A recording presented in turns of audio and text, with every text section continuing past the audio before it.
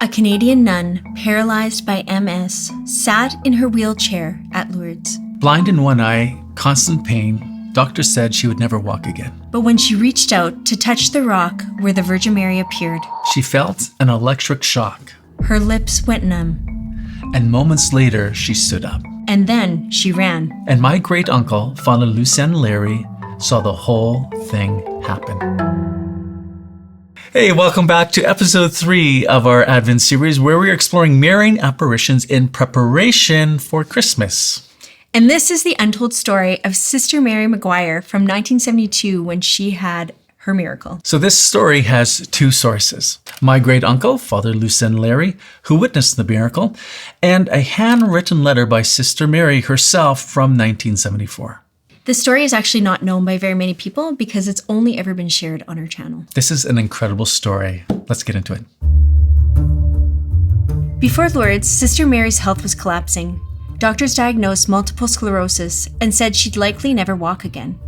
Her condition worsened fast. Blind in one eye, blurred vision in the other, no balance, constant pain, loss of bowel and bladder control.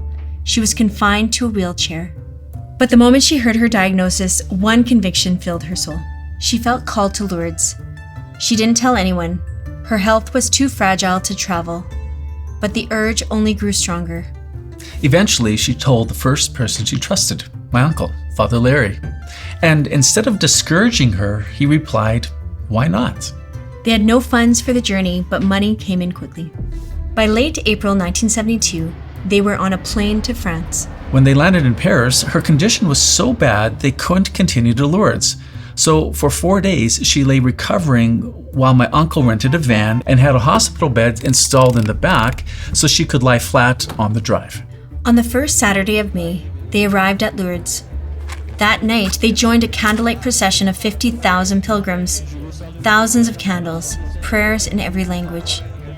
But Sister Mary felt nothing, only weakness and despair. Afterwards, my uncle wheeled her to the rock that sits beneath a statue of Our Lady, and Sister McGuire touched it, and she felt an electric shock. She leaned forward and kissed it, and her lips went numb. But my uncle, he felt nothing, and he assumed she imagined everything. The next day, they left for Spain and had planned to stay there for several days to deal with some insurance. And once they had finally arrived, Sister Mary had a very deep interior pull. Go back to Lourdes. And my uncle felt the same kind of urge, so back to Lourdes they went. They reached Lourdes again on Tuesday, May 7th at noon. Sister Mary was placed behind 850 severely ill pilgrims. For 4 hours they prayed. During that time, something deeper than a physical healing took place. Sister Mary surrendered completely to God's will. She stopped asking for a miracle. She prayed only for union with God and for the sick around her. She even accepted the possibility of death. After 4 p.m., again, my uncle wheeled Sister Mary back to that sacred rock. Again, she reached out and touched it and experienced an electric shock. Again, she leaned forward and kissed it and experienced numbness in her lips. Then she felt a tingling spread throughout her entire body, down into her legs, and she knew, I am cured. She told Father Larre, I can walk. He tried to stop her, saying, "You'll fall down," but she pushed by him and ran. She ran up and down the basilica steps, overwhelmed with joy, telling everyone, Mary has healed me. My uncle, he went pale, and the shock of this stayed with him for a number of days. They remained in Lourdes, giving thanks to God for 15 days. But returning to Canada didn't convince everyone. My grandmother, which is Father Larry's sister, was kind of skeptical because she thought MS patients, they don't just get healed. So there was a dance that was going to happen in our small town, and she had this plan. She's like, I'm going to ask Sister Mary McGuire to dance because MS patients don't dance. At the dance, she walked up and said, Would you like to dance? Sister Mary smiled and said, Of course. And they danced beautifully. After, my grandma said, she's healed. She's a good dancer. Now, every miracle at Lourdes, of course, is astonishing, But every miracle points to something beyond itself. It points to Mary and who Mary is in God's plan. And long before the Lourdes apparitions, saints and theologians were already reflecting on that very truth.